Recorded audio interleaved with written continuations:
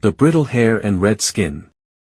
This 1-year-old male infant is brought to the dermatology clinic with a history of generalized redness and scaling of the skin, erythroderma, since birth. The mother reports that his skin has been very dry and itchy, which his pediatrician initially treated as severe atopic dermatitis. On examination, the attending physician notes the persistent, generalized erythroderma and the characteristic, constantly changing skin lesions. The infant also has sparse, short, and brittle hair on his scalp, eyebrows, and eyelashes. He has a history of recurrent fevers, poor weight gain, failure to thrive, and recent hospitalizations for dehydration and skin infections. Laboratory workup reveals marked eosinophilia and significantly elevated serum immunoglobulin E, IgA, levels. The physician orders a hair shaft examination of a plucked hair sample.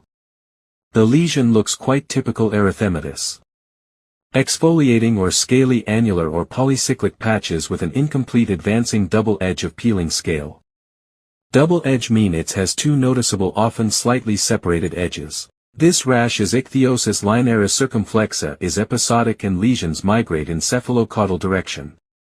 Here in the first image the rash primarily on the head region only.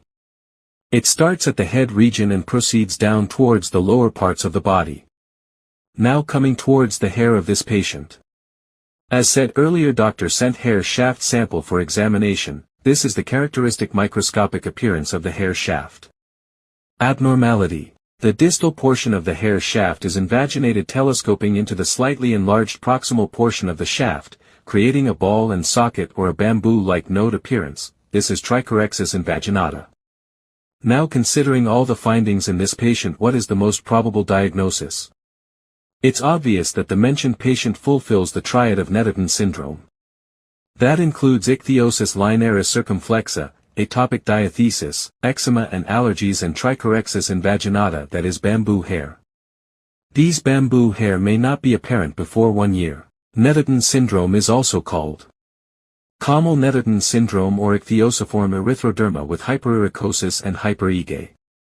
Clinical diagnosis requires a combination of congenital erythroderma, neonatal failure to thrive, and early development of atopy with high levels of IgA and hypereosinophilia. The hair shaft anomaly of trichorrhexis invaginata confirms the diagnosis.